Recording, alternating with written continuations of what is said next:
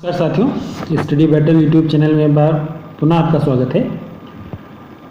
जैसा कि आप टॉपिक देख रहे हैं, जो 1857 से लेकर के 1947 तक के स्वतंत्रता संग्राम की प्रमुख घटनाएं हुई हैं। अब प्रमुख घटनाओं में भी हम केवल जो उसका जो इम्पोर्टेंट मीन्स केवल हम उसका एक इंट्रोडक्टरी पार्ट है, केवल इसमें जो भी आंदोलन होंगे उनका केवल इंट्रोडक्टरी पार्ट होगा इसमें केवल, ओके। क्योंकि एक एक जो भी आंदोलन हम डिस्कस करेंगे अभी, वो आंदोलन अपने आप में काफ़ी बड़े हैं। उनके पीछे की पृष्ठभूमि समझना, कौन कौन से लोगों ने उसके लिए कार्य किया, कौन कौन से लोग उसमें ज़्यादा पार्टिसिपेट किए, क्या क्या उसका परिणाम रहा, कैसे कैसे जो गतिविधियां हुई, उन सब सारी चीज़ें को मिला के एक आंदोलन को हम तैयार करेंगे, ओके। बट ये केवल एक इंट्रोडक्टरी वीडियो है, जैसे आप एक समझ डेवलप होगी कि कैसे आपको करना है, कैसे कौन कौन सी चीज़ें आपको पढ़नी है, सो ये आपको यहाँ पे करना रहेगा, ओके। सो आइए स्टार्ट करते हैं।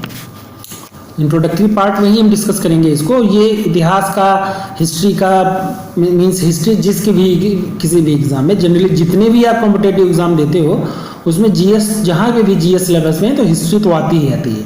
और हिस्ट्री में भी ये हमेशा से ट्रेंड रहा है कि अगर जो एंशियंट, मिडिवल और मॉडर्न हिस्ट्री को तीनों की अगर हम कंपेरिजन करें तो मॉडर्न हिस्ट्री से हमेशा ही ज़्यादा क्वेश्चन आते हैं, ओके। ये हमेशा से ट्रेंड रहा है, ओके। सो आइए डिस्कस करते हैं। सबसे पहले हम जो 1857 का विद्रोह था उसके बारे में डिस्कस करेंगे। केवल एक जनरल ओवरव्यू लेंगे, बहुत ज़्यादा हम डिटेल में नहीं जाएंगे क्योंकि फिर वीडियो बहुत लंबा हो जाएगा। मैंने पहले भी बताया कि हर एक आंदोलन, हर एक विद्रोह अपने आप में बहुत बड़ा है, उसके पीछे की पृष्ठभूमि ये सब समझने में थोड़ा टाइम चाहिए, ओके। लेकिन ये इंट्रोडक्टरी पार्ट है, तो हम केवल एक जनरल ओवरव्यू देखेंगे। देखिए 1857 का विद्रोह जो था, वो जो 1857 को हम ये कह सकते हैं 19वीं सदी का जो मध्य पार्ट था, ओके। देखिए जैसे हम ये कहते हैं ना कि 19वीं सदी, मतलब 19वीं सदी का मतलब है 1800 से लेकर के 1899 तक के टाइम को हम 19वीं सदी कहेंगे, ओके। और जैसे हम कहते हैं 19वीं सदी का पूर्वार्ध का मतलब है शुरुआती 30-35 साल, ओके। और उत्तरार्ध 19वीं सदी का, जैसे हम कहते हैं उत्तरार्ध का मतलब होता है आखिर के 20-25 साल, और जो बीच के 30-35 साल वर्ष बचते हैं उसको हम मध्य भाग कहते हैं, ओके। तो 19वीं सदी का मध्य भाग जब हम कहते हैं तो उसमें 1850 आपका, 1840, 1860 इसके बीच का टाइम आपका आ जाएगा, ओके। तो इसमें जो ब्रिटिश शासन था उसके खिलाफ एक सशक्त विद्रोह की शुरुआत हुई। अब उस सशक्त विद्रोह के पीछे जो कुछ सैनिक कारण थे, सैनिक कारण ही मुख्य थे। उसमें देखिए आपने मंगल पांडे का नाम सुना होगा, तो मंगल पांडे ने जो है, जो कारतूसें, जो चर्बी लगी कारतूस युक्त थी, जो इनफील्ड राइफल्स में जो चर्बी यूज़ की जाती थी तो वो पशुओं की होती थी। सो इन चर्बी युक्त कारतूसों को प्रयोग को शुरू करना चाहा अंग्रेजों ने। सो उसके विरोध में जो सबसे मेन कारण था वो यही था, इन कारतूसों में जो गाय एवं सूअर की चर्बी लगी होती थी, ओके। सो यही सबसे मेन कारण बना इसकी विद्रोह का। बाकी इसमें और भी कई सारे कारण हैं, औपनिवेशिक कारण हैं, जो भू राजस्व, जो रेवेन्यू जनरेट होता था उसमें जो नीति की व्यवहार, जो नीतियां थी उसमें कुछ डिफॉल्ट था, कुछ डिफेक्ट थे, इस वजह से लोगों में निराशा थी, ओके। ब्रिटिश शासन में जो ब्रिटिश सेना में जो काम कर रहे जो भारतीय सिपाही थे उनकी अपनी परेशानियां थी। तो इन सबको मिला करके ये परेशानियां जब धीरे धीरे बढ़ती गई, और जो सबसे प्रमुख कारण बना वो चर्बीयुक्त जो कारतूसें थी वो था, ओके। सो उन सबको मिला के जो विद्रोह था वो शुरुआत हुआ, ओके। और ये शुरुआत कहाँ से हुआ था ये आपको ध्यान रखना है, ये मेरठ से शुरू हुआ था, ओके। इसकी शुरुआत जब भी मानी जाती है, ये एग्जाम में आपसे पूछा जाता है, तो वो 10 मई 1857 को, ओके। 1857 का विद्रोह मेरठ में सैन्य कर्मियों के विरोध से शुरुआत हो, जैसा कि आपने लिखा, जिसमें लिखा भी हुआ है। या तेजी से कई और राज्यों में फैल गया। जो पहले ब्रिटिश सेना थी, पहली बार शासन सेना की ओर से गंभीर चुनौती मिली, ओके। उससे पहले इस तरह की चुनौती नहीं मिली थी, छोटे मोटे विरोध तो होते थे, लेकिन इस तरह का जो व्यापक स्तर पर जो विरोध था, विद्रोह था, वो पहली बार चुनौती मिली अंग्रेजों को, ओके। लेकिन अंग्रेजों ने किसी तरह से 1 वर्ष के अंदर ही इसको दबा दिया था, ओके। इसमें जो सबसे इम्पोर्टेंट आपके लिए एग्जाम के पॉइंट ऑफ व्यू से है ना, वो है कि विद्रोह का केंद्र कहाँ पे था, और जो विद्रोह के जो भारतीय नेतृत्वकर्ता थे वो कौन कौन से थे, और आंदोलन की शुरुआत। तो ये 3 आपके लिए बहुत इंपॉर्टेंट रहेगा। इसमें वो हम डिटेल में जब डिस्कस करेंगे तो कभी डिस्कस करेंगे, जैसे दिल्ली, लखनऊ, कानपुर, झांसी, इलाहाबाद, जगदीशपुर, ओके, फैजाबाद, बरेली। तो इस तरह के जो सेंटर्स थे जो विद्रोह के केंद्र थे, तो ये आपके लिए सबसे इंपॉर्टेंट रहेगा। प्लस इसमें भारतीय नेतृत्वकर्ता कौन था, जैसे दिल्ली की अगर हम बात करें, फॉर एग्जांपल अगर दिल्ली की बात करें तो दिल्ली का जो विद्रोह का नेतृत्व था वो बहादुर शाह जफर एवं बख्त खां ने किया। बहादुर शाह जफर तो उसमें खैर बहुत वृद्ध हो चुके थे, लेकिन उनकी अनुमति से ही दिल्ली में ये शुरुआत हुआ। ओके, जैसे हम लखनऊ की बात करें तो बेगम हजरत महल ने किया था। कानपुर में अगर आप पढ़े हो, आपको पढ़ा होगा आपने, सो नाना साहब और तात्या टोपे ने किया था। इसी तरह झांसी में रानी लक्ष्मीबाई ने किया था। सो ये हम डिटेल में जब डिस्कस करेंगे तब इसको हम अच्छे से करेंगे। ये केवल एक इंट्रोडक्टरी पार्ट है जिसमें आपको एक अंडरस्टैंडिंग के पॉइंट ऑफ व्यू से देखिए कि कैसे आपको प्रिपरेशन करनी है, क्योंकि हिस्ट्री बहुत लॉन्ग टॉपिक है, बहुत बोरिंग टॉपिक है। अगर आप अच्छे से पढ़ोगे नहीं, अगर आप ये जान जाओगे कि कौन कौन सी चीज़ें आपको ज़्यादा फोकस करनी है, कौन कौन सी चीज़ें आपको नहीं फोकस करनी है, तो इसमें डिफ्रेंशिएट करना बहुत जरूरी है। ओके, धीरे धीरे और बढ़ता गया, और भी राज्यों में बढ़ता गया। तो यह निश्चित रूप से एक ऐसी लोकप्रिय क्रांति थी जिसमें भारतीय शासक, जनसमूह, किसान और नागरिक सेना शामिल थी। मतलब इसमें ऑल एंड ऑल सारे लोग, ओके, क्योंकि किसान अभी तक अपना अलग विद्रोह, किसान अपना अलग जो है विरोध प्रदर्शन करते थे। जो शासन, जो सेना में, भारतीय सेना में जो शामिल थे, अंग्रेज भारतीय सेना में जो शामिल भारतीय थे वो अपना अलग विद्रोह करते थे, विरोध करते थे। किसान अलग करते थे, जो शासक थे वो अलग, जनसमूह अलग। सो जब तक एक यूनाइटेड रूप में, जब तक एक यूनियन के फॉर्म में विद्रोह नहीं होगा तब तक वो सफल नहीं होगा। ओके, सो लोगों ने इस उत्साह से भाग लिया, इसमें उत्साह से भाग लिया। इस विद्रोह को इतिहासकारों ने भारतीय स्वतंत्रता का पहला संग्राम कहा। हालांकि बहुत सक्सेसफुल नहीं रहा, लेकिन इसके जो दूरगामी परिणाम हुए वो बहुत बढ़िया हुए। ओके, ये बेसिक सा था, इसमें बहुत ज़्यादा हम डिस्कस नहीं करेंगे। नेक्स्ट है भारतीय राष्ट्रीय कांग्रेस की स्थापना, और जितने भी हम डिस्कस करेंगे ये वर्ष के बढ़ते क्रम में है। मतलब आप इसको काल, जो टाइम पीरियड के हिसाब से आप इसको देखिएगा। ओके, जैसे 1857 का सबसे पहले हुआ, जितने हम डिस्कस करेंगे वो एक ऑर्डर में होंगे। ऐसे नहीं कि हैफजर्ड में हो, कोई 1857 का आ गया फिर उसमें 1947 का आ जाए, फिर बीच में 1920 का आ गया, ऐसे नहीं, एक सीरियल में है। ओके, तो देखिए भारतीय राष्ट्रीय कांग्रेस की जो स्थापना है, इस तरह से क्वेश्चन बहुत सारे आते हैं आपके एग्जाम में। अब उसमें जो भारतीय नेताओं द्वारा जो समिति स्थापित करी, उसमें एक अंग्रेज सेवानिवृत्त अधिकारी थे, जो अधिकारी थे उनका नाम था एवो ह्यूम। ओके, एलन ऑक्टेवियम ह्यूम करके नाम है उनका। उनसे, उनके सहयोग से जो है वो भारतीय राष्ट्रीय कांग्रेस की स्थापना 1885 ईस्वी में की गई। अब आपको याद रखना है 1885 ईस्वी में इसकी स्थापना करी गई। अब इसमें स्थापना जो भारतीय, जो इसमें सबसे प्रमुख भारतीय थे वो सुरेंद्र नाथ बनर्जी थे। ओके, तो सुरेंद्र नाथ बनर्जी ने इसकी स्थापना करी। इसका मुख्य लक्ष्य जो था वो मध्यम वर्गीय शिक्षित नागरिकों से विचारों को, जो मिडिल क्लास के जो शिक्षित नागरिक थे उनके जो ओपिनियंस थे, उनके जो विचार थे उनको आगे लाना था। ओके, और कांग्रेस की उत्पत्ति के बारे में, ये सेफ्टी वॉल्व का जो कॉन्सेप्ट है ये लाला लाजपत राय ने दिया था। ये बहुत इंपॉर्टेंट आपके लिए एग्जाम के पॉइंट ऑफ व्यू से बहुत इंपॉर्टेंट है। आपके एग्जाम में इस तरह के क्वेश्चन जनरली आते हैं जो कथन टाइप से होते हैं ना, कि इस पर्टिकुलर आंदोलन को, इस पर्टिकुलर मूवमेंट को या पर्टिकुलर आयोग को किसने क्या कहा है। तो ये जो भारतीय राष्ट्रीय कांग्रेस की उत्पत्ति के संदर्भ में लाला लाजपत राय ने सेफ्टी वॉल्व का सिद्धांत दिया। ओके, तो उसमें उन्होंने ये बताया था कि इस सिद्धांत के अनुसार जो था ना, कि शिक्षित भारतीयों ने असंतोष की सुरक्षित निकासी के लिए, जो असंतोष था, जो उनके अंदर जो असंतोष व्याप्त हो गया, उसको सुरक्षित तरीके से निकालने के लिए, भड़ास निकालने के लिए, अपने आप ऐसे समझ लीजिए, कांग्रेस की स्थापना एक सेफ्टी वॉल्व के रूप में की। ओके, मतलब आप अपनी भड़ास को निकालना चाह रहे हो, अपनी जो असंतोष है उसको आप व्यक्त करना चाह रहे हो, सो उसको इस भारतीय राष्ट्रीय कांग्रेस की स्थापना करके उन्होंने विरोध प्रदर्शन किया अपना, एक तरफ से आप ये समझ सकते हो। ओके, और इसी सेंस में एक कथन और है गोपाल कृष्ण गोखले का, तो उन्होंने इस कांग्रेस की उत्पत्ति का तड़ित चालक सिद्धांत प्रतिपादित किया। उन्होंने इसको जो है एक तड़ित चालक सिद्धांत का प्रतिपादन किया, उन्होंने इस सिद्धांत को स्थापना की। उसके उनमें उन्होंने क्या बताया था कि सरकारी असंतोष के लिए भारतीयों ने ह्यूम का उपयोग तड़ित चालक की बात किया। ओके, मतलब एक स्टिमुलेटर की तरह आप कह सकते हो, ओके, एक चालक की तरह आप कह सकते हो, सो वो उन्होंने किया। तो ये काफ़ी इंपॉर्टेंट रहेगा आपके लिए। भारतीय राष्ट्रीय कांग्रेस बहुत ज़्यादा है, इसका जो कांग्रेस के पूरे चरण है देखिए, उदारवादी चरण है, उग्रवादी चरण है। ओके, तो इस तरह से आपके लिए बहुत इंपॉर्टेंट रहेगा, वो हम डिस्कस करेंगे।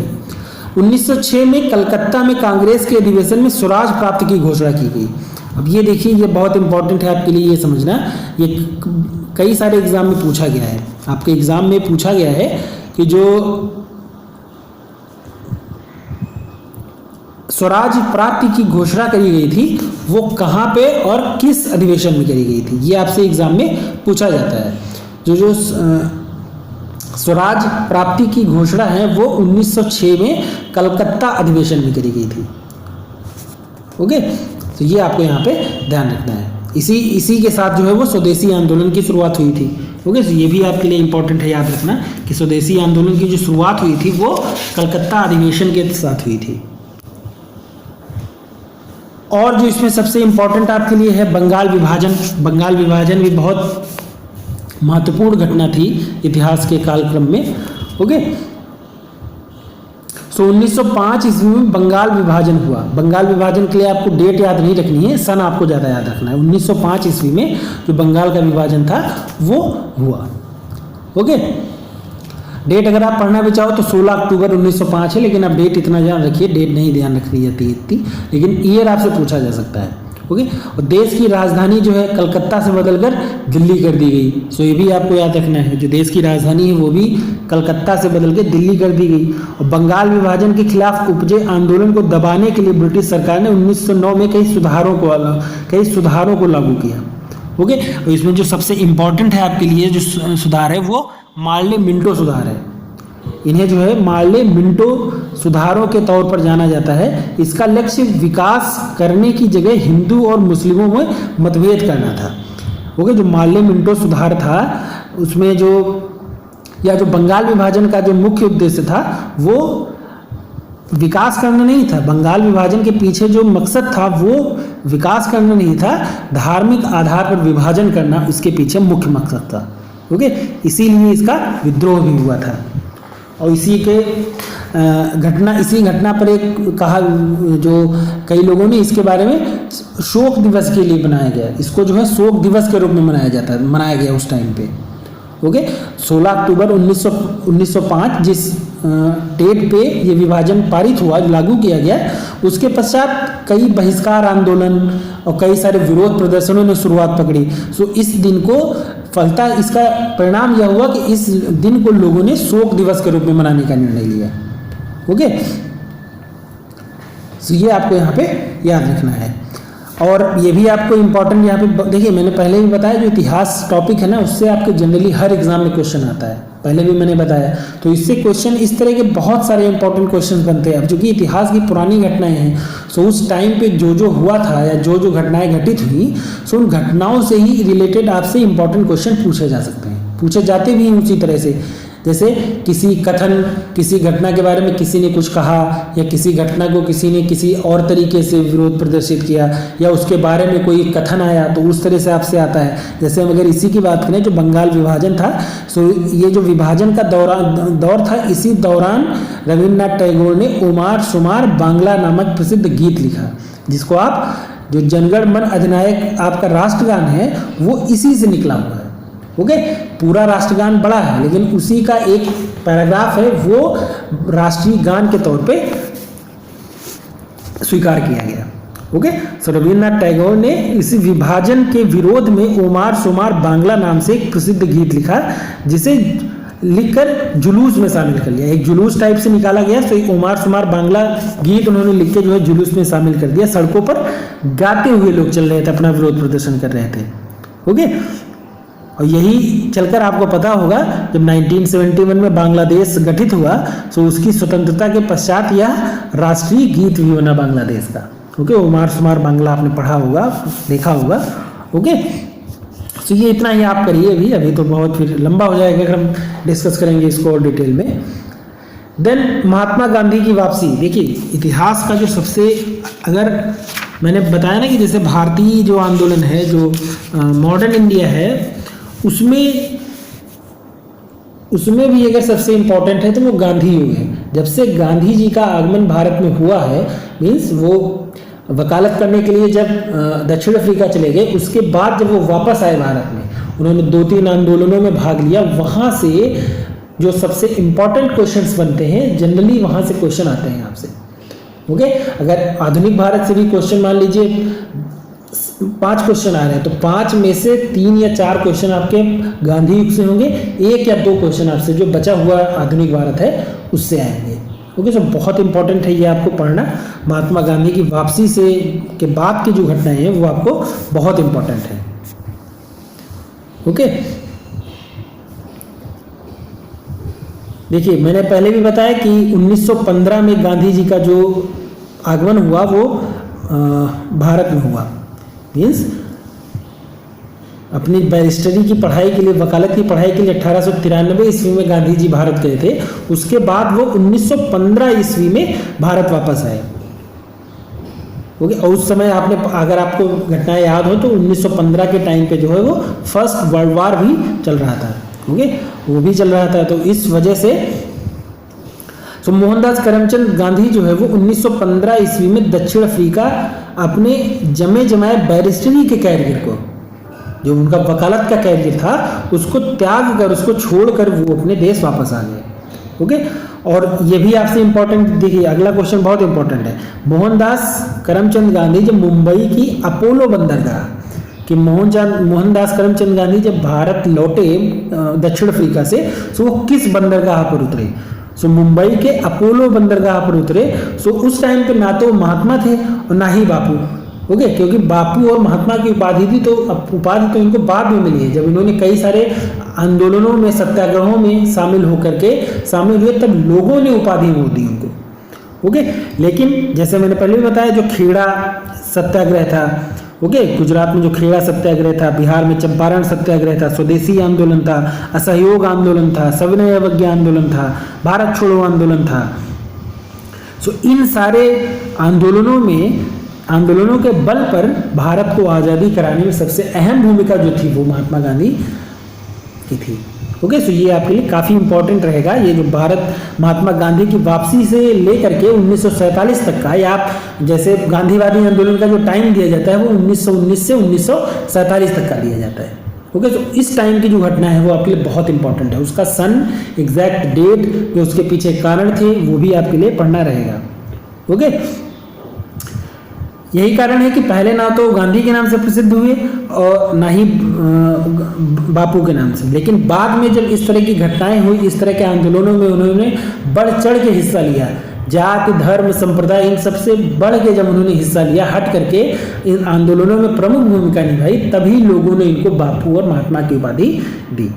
ओके, सॉरी, महात्मा की उपाधि तो उनको टैगोर ने दी थी, जहाँ तक मुझे याद है वीरनाथ टैगोर ने इनको महात्मा की उपाधि दी थी, लेकिन जो गांधी है या जो बापू है, इनकी उपाधि लोगों ने दी। ओके, जलियांवाला बाग नरसंहार, जो कि काफ़ी प्रमुख घटना थी उस टाइम की, तो जलियांवाला बाग नरसंहार जो है वो 13 अप्रैल 1919, ये आपको पता होगा, ये तो आपको पता है ना, 13 अप्रैल 1919 को जो जलियांवाला बाग हत्याकांड था वो हुआ था। ओके, वहाँ पे लोग बैसाखी मनाने के लिए इकट्ठे हुए थे, और यह नरसंहार आज तक के सबसे बड़े नरसंहारों में से एक है। ओके, और हाल ही में अभी देखिए 13 अप्रैल 1919, तो 13 अप्रैल 2019 को इसके 100 वर्ष पूरे हुए हैं। ओके, अब तो 101 हो गया, 1 वर्ष और हो गया। शांतिपूर्ण ढंग से विरोध करने आए लोगों के लिए वो दिन खूनी रविवार बन गया था। वो संडे का दिन था, बैसाखी का त्यौहार था, लोग वहाँ बैसाखी मनाने आए थे, लेकिन जो जनरल डायर था उसने गोलियां चलाने का आदेश दे दिया। और इसी नरसंहार के विरोध में ये भी क्वेश्चन आपसे पूछा जा सकता है कि किस नरसंहार या किस घटना के बाद रविन्द्रनाथ टैगोर ने अपनी नाइटहुड की उपाधि वापस कर दी। तो ब्रिटिश सरकार से जो रविन्द्रनाथ टैगोर जी को नाइटहुड की उपाधि मिली थी, वो उन्होंने जलियांवाला बाग हत्याकांड, जो जलियांवाला बाग नरसंहार के विरोध में विरोध प्रदर्शन करते हुए इन्होंने अपनी जो नाइटहुड की उपाधि थी वो वापस कर दी थी। ओके, तो इसी तरह से आपसे क्वेश्चन पूछे जाते हैं, जो वनडे एग्जाम होते हैं इस तरह के एग्जाम्स में आपसे ऐसे ही क्वेश्चन पूछे जाते हैं। ओके, आगे जो है वो असहयोग आंदोलन है। ओके, देखिए असहयोग आंदोलन ये भी बहुत महत्वपूर्ण आंदोलन है। इसकी शुरुआत तो देखिए 1920 ईस्वी में हुई थी। ओके, सो सितंबर 1920 से लेकर के फरवरी 1922 के बीच में महात्मा गांधी तथा भारतीय राष्ट्रीय कांग्रेस के नेतृत्व में असहयोग आंदोलन चलाया गया।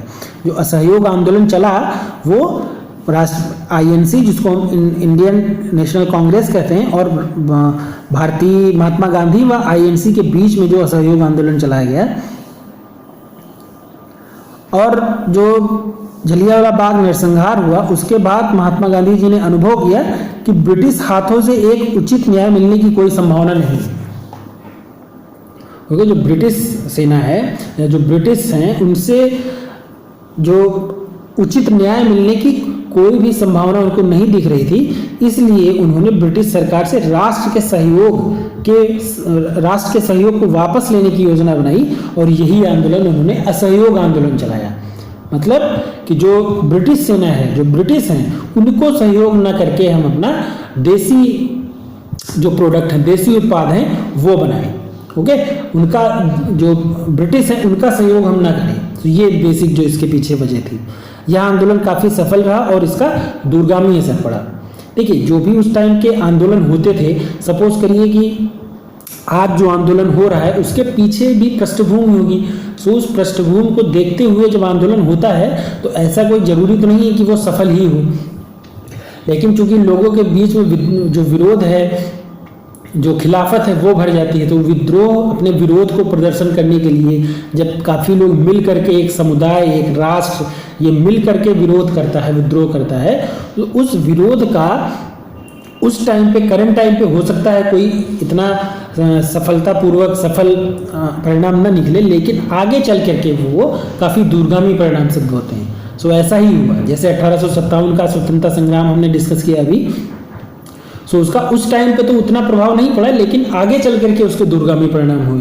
इसी तरह जो असहयोग आंदोलन था वो उस टाइम पे उतना ज़्यादा सक्सेसफुल तो नहीं रहा, सक्सेसफुल रहा, लेकिन उसका आगे चल करके ज़्यादा प्रभाव पड़ा।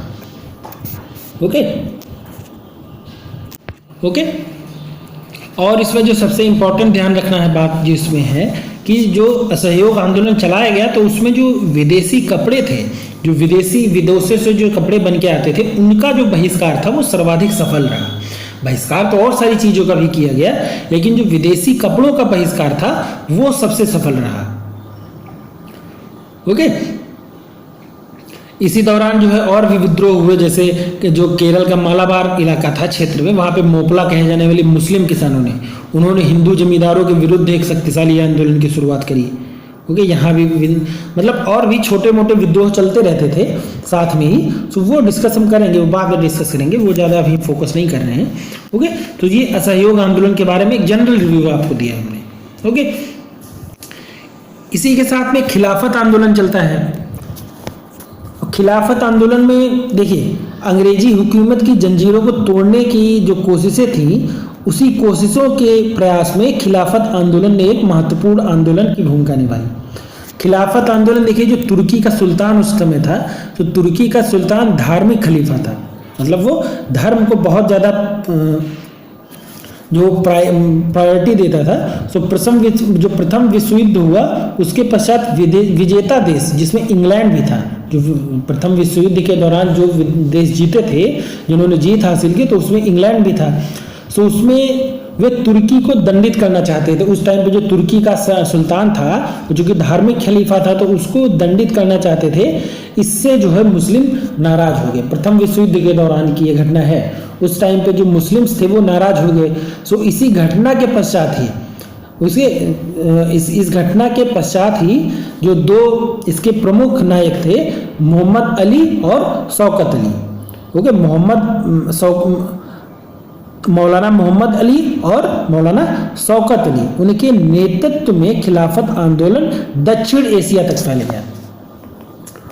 ओके, देखिए इसमें दो नाम हमने बताया, मोहम्मद अली और शौकत अली, ये प्रमुख थे, लेकिन और भी नाम आते हैं इसमें। मौलाना आज़ाद हैं, हकीम अजमल खान हैं तथा हजरत मोहानी हैं। लेकिन आपको इसमें दो ही याद रखने हैं जो अली ब्रदर थे, अली बंधु थे, इनको अली बंधु कहा जाता है शॉर्ट फॉर्म में। तो ये भी आपको लिखा मिल सकता है। सो मोहम्मद अली और शौकत अली, उन्होंने देशव्यापी जो आंदोलन था वो छेड़ा इसको।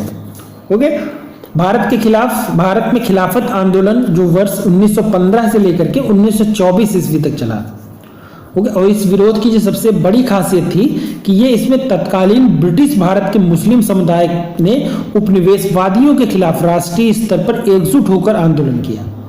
ओके, इसमें जो ब्रिटिश भारत के मुस्लिम समुदाय ने, इन्होंने भी उपनिवेशवादियों के खिलाफ एक राष्ट्रीय एकजुटता दिखाई और इस विद्रोह की आंदोलन की शुरुआत करी। ओके, उसी टाइम पे जो 1919 की टाइम की ही बात है कि उस टाइम पे दिल्ली में एक अखिल भारतीय खिलाफत सम्मेलन का भी आयोजन किया, जिसकी अध्यक्षता जो है वो महात्मा गांधी जी ने करी थी। ओके, और इसी जो सम्मेलन था, इसी में निर्णय लिया गया था कि अगर सरकार इनकी मांगों को मानने से इनकार करती है तो सरकार के साथ सहयोग करना बंद कर दिया जाएगा। ओके, सो ये आप ध्यान रखिएगा, जो खिलाफत आंदोलन था और असहयोग आंदोलन था, ये लगभग एक ही टाइम के हैं। जिस टाइम पे महात्मा गांधी जी असहयोग आंदोलन की शुरुआत कर रहे थे, उसी टाइम पे खिलाफत आंदोलन भी चला। ओके, महात्मा गांधी जी ने खिलाफत आंदोलन को भी सपोर्ट किया, उसको अपना सहयोग प्रदान किया। सो ये दोनों जो आंदोलन है वो एक साथ टाइम के ही हैं। ओके, सो ये आपको यहाँ पे ध्यान रखना है। इसी में देखिए और भी जो दो तीन पॉइंट्स हैं यहाँ पे लिख दिए गए हैं, तो आप पढ़ लीजिए, पढ़ा दे रहा हूँ मैं। भारतीय राष्ट्रीय कांग्रेस की देखरेख में हिंदुओं और मुस्लिमों ने एकजुटता दिखाई थी। गांधी जी इसका नेतृत्व कर रहे थे, और जैसे ही ये शौकत जो अली बंधु हैं, ये गांधी जी के संपर्क में आए, गांधी जी से वार्ता हुई इनकी, तो उस टाइम पे फिर गांधी जी ने इसका सपोर्ट किया। ओके, इस आंदोलन को उस समय और मजबूती मिल गई जब महात्मा गांधी ने उपनिवेशवाद के खिलाफ असहयोग आंदोलन को खिलाफत आंदोलन के साथ जोड़ दिया। मैंने पहले भी बताया कि ये आंदोलन जो थे वो एक साथ शुरुआत हुई दोनों। इस तरह हिंदू मुस्लिम एकजुट होकर उपनिवेशवादियों के खिलाफ अनुभूति से उठ खड़े हुए। ओके, नेक्स्ट है आपका सविनय अवज्ञा आंदोलन। जो सविनय अवज्ञा आंदोलन है, उसी को अगर हम इंग्लिश में कहें, जो आपसे एग्जाम में पूछा जाता है, तो उसको हम सिविल डिसोबीडियंस मूवमेंट कहते हैं। सविनय का मतलब हुआ विनय, मतलब हम कोई उस तरह की उत्पाती घटना, उस तरह की जो है वो विद्रोह टाइप की घटना नहीं करेंगे, लेकिन जो अवज्ञा है, जो आदेश है, उनको हम फॉलो नहीं करेंगे। तो उसी को हम कहते हैं सविनय अवज्ञा आंदोलन। ओके, तो ये गांधी जी ने इसकी भी शुरुआत हुई। तो ब्रिटिश साम्राज्यवाद के विरुद्ध भारतीय राष्ट्रीय कांग्रेस द्वारा चलाए गए प्रमुख जन आंदोलनों में से एक था वो सविनय अवज्ञा आंदोलन था। ओके, सो 1929 तक भारत को ब्रिटेन के इरादे पर शक होने लगा। जो 1929 तक आते आते भारत को जो है वो ब्रिटेन के इरादों पर शक होने लगा कि अंग्रेज औपनिवेशिक स्वराज प्रदान करने की अपनी घोषणा पर अमल करेगा। ओके, वो अमल करेगा कि नहीं, जो औपनिवेशिक स्वराज प्रदान करने की जो अपनी घोषणा थी, जो उसका डिक्लेरेशन था, वो उस पर अमल करेंगे या नहीं करेंगे। तो ये इसके पीछे मेन मकसद था। ओके, और ये घटना जो हुई थी, तो उस टाइम पे फरवरी 1930 के आसपास की घटना है, 1929-1930 के आसपास की घटना है। कि कांग्रेस कार्यकारिणी की जो दूसरी बैठक घटी थी उस टाइम पे, सो उसका जब आयोजन किया तो महात्मा गांधी के हाथों में आंदोलन प्रारंभ करने की बागडोर सौंपी गई। जो सविनय अवज्ञा आंदोलन को शुरुआत करने की जो बागडोर थी वो गांधी जी को सौंपी गई, और गांधी जी ने उसी टाइम पे जो तत्कालीन वायसराय थे लॉर्ड इरविन, उनके समक्ष 11 मांगे रखी। उन्होंने 11 मांगे रखी, जिसको 11 सूत्री मांगे कहा जाता है। ओके, अब इसमें जो प्रमुख थी, जैसे प्रमुख इसमें था कि पूर्ण शराबबंदी हो, सेना व सिविल सेवकों के वेतन में कटौती, ये था, राजनीतिक कैदियों की रिहाई हो, जो लगान में 50% की कमी, आदि मांगे इन्होंने रखी गई।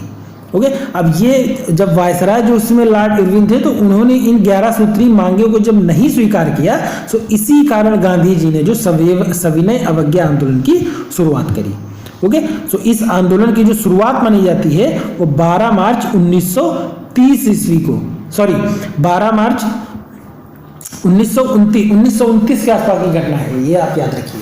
ओके, 1929 फरवरी 1929 के आसपास की घटना है। और जब ये सविनय अवज्ञा आंदोलन की शुरुआत कब हुई, जब वायसराय ने जब 11 सूत्री मांगे जो गांधी जी ने प्रस्तावित करी थी वो जब अस्वीकार कर दिया। ओके, इरविन ने जब इन मांगों को अस्वीकार कर दिया, तब फिर ये सविनय अवज्ञा आंदोलन की शुरुआत हुई। वो 12 मार्च 1930 ईस्वी में गांधी जी ने दांडी मार्च के साथ की। ओके, ये आपके एग्जाम में क्वेश्चन पूछा जाता है, कई बार पूछा गया है कि दांडी मार्च या दांडी यात्रा, गांधी जी के दांडी यात्रा की शुरुआत किस आंदोलन से हुई।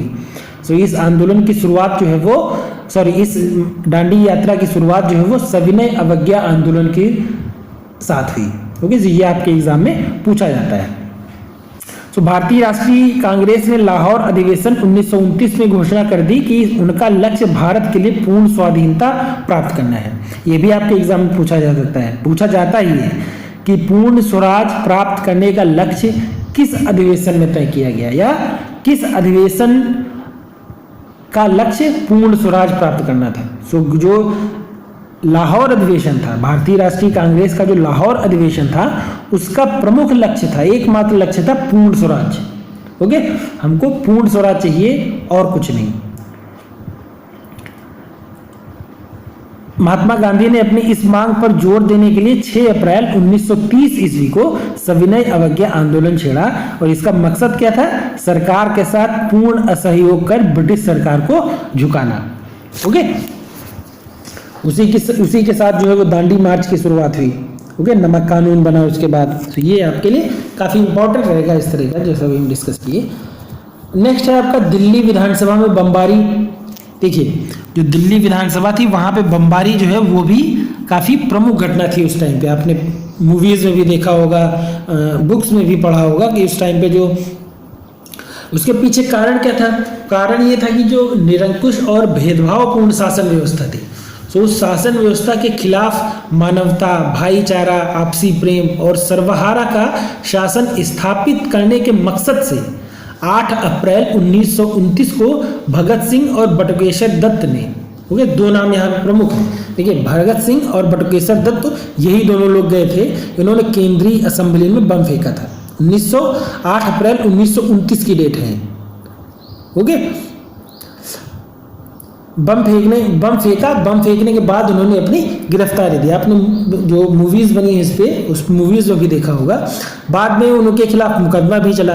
ओके, और फिर जब मुकदमा ये चला तो 6 जून 1929 को दिल्ली के सेशन जज लियोनार्ड मिडिल्टन, उसमें ये आपको याद नहीं लिखना है, सिविल जज थे जो मिडिल्टन, उसका नाम आपको नहीं याद रखना है, लेकिन उनकी अदालत में उनको दोषी करार दिया गया।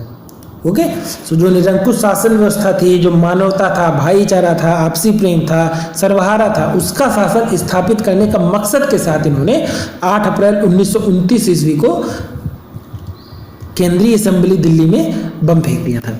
ओके, सो ये भी घटना काफ़ी प्रमुख घटना है। आपने पढ़ी भी होगी, देखी भी होगी, मूवीज़ में देखिए दिखाया जाता है, तो आपने ये पढ़ा होगा। ओके, नेक्स्ट है जो भारत छोड़ो आंदोलन, जो प्रमुख आंदोलन है इसमें। ओके, भारत छोड़ो आंदोलन जो है वो 1942 ईस्वी में शुरुआत हुई इसकी। 1942 ईस्वी, जो इसकी डेट है वो 9 अगस्त 1942 ईस्वी ही आपके पेपर्स में एग्जाम में पूछी जाती है, यही आपके लिए इंपॉर्टेंट भी है। ओके,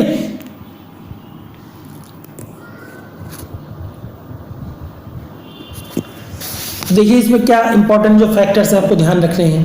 सो अगस्त 1942 या इसी को आप 9 अगस्त मान के डेट आप मान के चलिएगा। सो गांधी जी ने भारत छोड़ो आंदोलन की शुरुआत की तथा भारत छोड़कर जाने के लिए कांग्रेस को मजबूत करने के लिए अंग्रेजों को भारत छोड़कर जाने के लिए अंग्रेज को मजबूर करने के लिए एक सामूहिक नागरिक अवज्ञा आंदोलन शुरुआत की, जिसका नाम करो या मरो था, डू और डाई। ये आपके एग्जाम में पूछा जा सकता है कि किस आंदोलन में गांधी जी ने करो या मरो का नारा दिया। तो करो या मरो का नारा जो है वो भारत छोड़ो आंदोलन के साथ दिया, उन्होंने आरंभ करने के निर्णय के साथ किया। इस आंदोलन के बाद रेलवे स्टेशन जो थे, दूरभाष कार्यालय थे, सरकारी भवनें थी या अन्य स्थानों पर तथा उपनिवेश राज के संस्थानों पर बड़े स्तर पर हिंसा शुरू हो गई। इसमें तोड़फोड़ की घटनाएं हुई और सरकार ने हिंसा की गई इन गतिविधियों के लिए गांधी जी को उत्तरदायी ठहराया, क्योंकि गांधी जी ने ही यह आंदोलन शुरू किया था, और कहा कि यह कांग्रेस की नीति का एक जानबूझकर किया गया कृत्य है, जबकि सभी जितने भी नेता थे उनको गिरफ्तार कर लिया गया, कांग्रेस पर प्रतिबंध लगा दिया गया और आंदोलन को दबाने के लिए सेना को बुलाया गया। ओके, एक बेसिक ओवरव्यू है, इसमें भी कई सारे और पॉइंट्स आएंगे, जो वर्धा सम्मेलन, वर्धा में जो कांग्रेस का जो गठन हुआ, ओके, 14 जुलाई 1942 के आसपास में जो वर्धा में अधिवेशन हुआ, या जो मुंबई के ग्वालियर टैंक मैदान में जो कांग्रेस का अधिवेशन आयोजित किया गया, जिसकी अध्यक्षता जो है मौलाना अबुल कलाम आज़ाद ने करी थी। सो ये काफ़ी इंपॉर्टेंट आपके लिए रहेगा पढ़ना, और इसमें इंटरेस्टिंग है अगर आप ढंग से इसको पढ़ोगे अच्छे से, जो मतलब एक इसको कहते हैं ना सीरियल में आप पढ़ते चले जाओगे, एक क्रम में अगर आप पढ़ते चले जाओगे तो बहुत आसानी से आप तैयार कर सकते हो, कुछ बहुत ज़्यादा टफ नहीं है, बस ये आपको प्रॉपर रीडिंग करनी पड़ेगी। ओके, और जो मेन पॉइंट्स हैं उनको आप नोट डाउन करते चलिए। ओके, नेक्स्ट है आज़ाद हिंद फौज, ये लास्ट होगा। आज़ाद हिंद फौज की जो स्थापना है वो सुभाष चंद्र बोस के नेतृत्व में 21 अक्टूबर 1943 ईस्वी को करी गई। ओके, आज़ाद हिंद फौज की स्थापना को जो श्रेय जाता है वो देखिए 1943 ईस्वी में इसकी स्थापना हुई थी, और इसमें जो प्रमुख लोग थे वो अलग अलग थे। देखिए इसकी जो स्थापना करी थी वो मोहन सिंह ने करी थी। ओके, उस समय जो ब्रिटिश सेना के अधिकारी थे उनके दिमाग में ये विचार आया था, आज़ाद हिंद फौज की स्थापना करने का विचार जो है वो इन्हीं के मन में आया था, और इसकी स्थापना भी इन्होंने ही करी थी। 1941 में मलाया में आज़ाद हिंद फौज की स्थापना मोहन सिंह ने करी थी।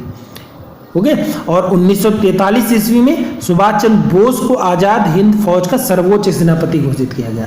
सो जो आज़ाद हिंद फौज थी उसमें सुभाष चंद्र बोस थे, वो केवल एक सेनापति थे। ओके,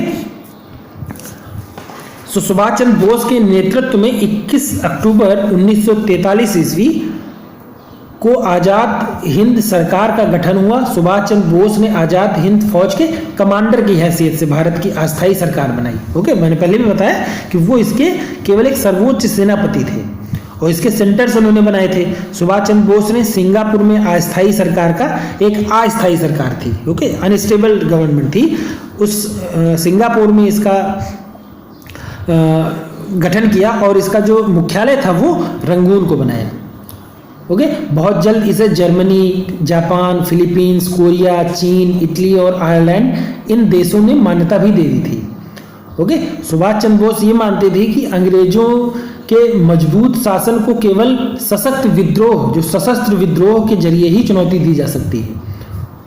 ओके, और ये 1943 है, 1943 में हुई है, तो अभी पिछले कुछ दिनों में ही, पिछले वर्ष ही, जो पिछले 2-3 ईयर्स में ही 75वीं वर्षगांठ है वो धूमधाम से मनाई गई थी। ओके, आप देखिए इसमें 1943 है। ओके, तो 57 इधर हो गया, और 2018 के आसपास जो है वो ये 43वीं वर्ष जिसकी 75वीं वर्षगांठ है वो मनाई गई थी। ओके, सो ये कुछ इंपॉर्टेंट थे, इसमें बहुत ज़्यादा डिटेल में हम नहीं गए, केवल जो बेसिक एक ओवरव्यू था वही हमने डिस्कस किया। ओके, फिर कभी जब हम मिलेंगे तो इसमें जो इंपॉर्टेंट और भी फैक्टर्स है वो डिस्कस करेंगे। Okay, thank you.